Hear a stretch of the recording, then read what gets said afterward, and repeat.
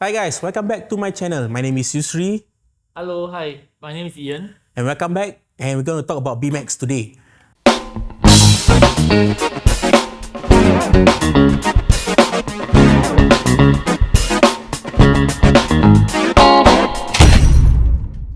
So first things first, we've realized that BMX has been gaining a lot of popularity recently. So tell us about how the community is right now. I think now the whole BMX is growing quite good. When we first started in Singapore, this whole BMX concept from what we see Force Labo has done. During our first race, there is only about 8 racers that turn up who's willing to try. Because this is really something new. You're not allowed to cut anything. Everything has to be fresh from the packet.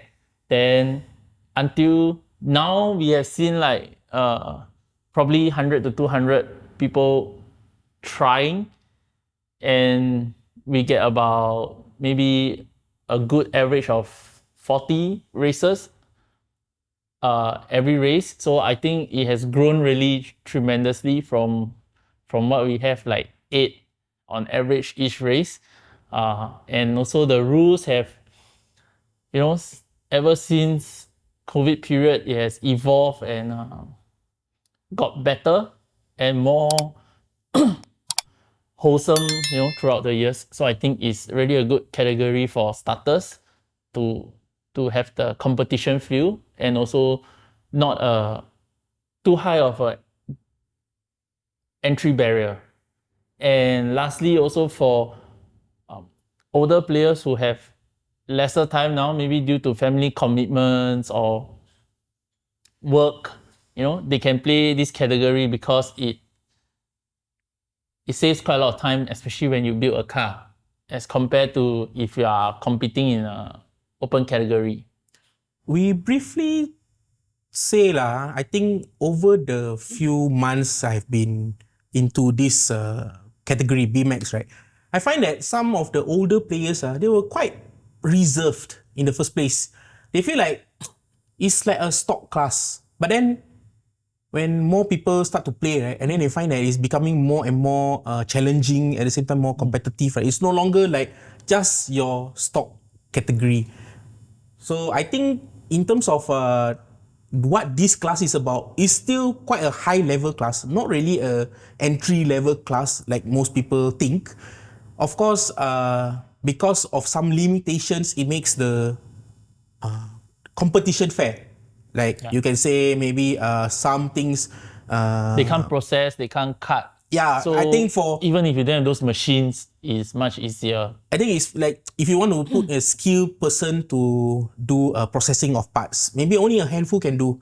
So it's unfair for people who Just don't started out. don't have a knowledge of cutting. They probably don't know what to cut or where to start. So BMX is a good class to begin. So right now I have 2 cars. These are my personal machines. I built this over the past few months, and this I would say race legal. So we can briefly talk about why is race legal. So I start with this one. We have a FMA chassis. Okay, basically FMA chassis is quite popular now lah. So I have a FMA chassis, but this cover, the dual reach racer, is from a VZ chassis. So tell me, is this allowed or not? Okay, so there's been a lot of talk about what we can cut or what we cannot cut from just a cow.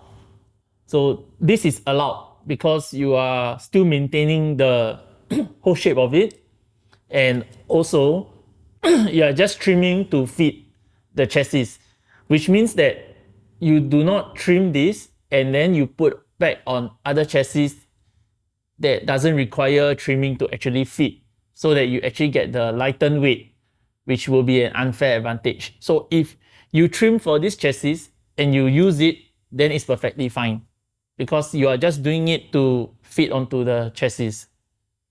And also in the new rule adjustment, you're allowed to cut and lighten everything as long as your whole cover maintains the shape.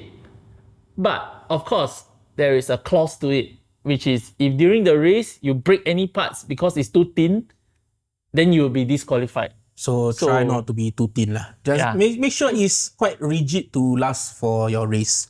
So end of the day, I will still say, if the weight saving is not so much of an importance, then just leave it as it is to be the best.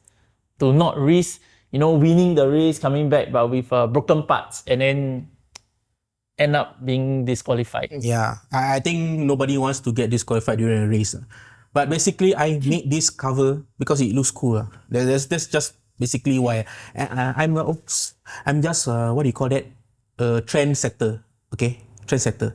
I like to copy trends. You can copy my build. Okay, the next thing I want to talk about is placements of FRP. I think I got some questions. Some people ask me, some FRP can be placed on where, or is it like allowed or disallowed? If you can see from here, this build, this particular guy has a extended stay, but this is not an extended stay. This one I think is for rear extension mount, but it's used here. So Ian, just talk about FRP placements and what is the rules for it. Okay, so I think there's a lot of talk on the whole idea of being like for intended use. So if you were to look at the back of your the FRP packages, they will say that it's compatible with whichever chassis.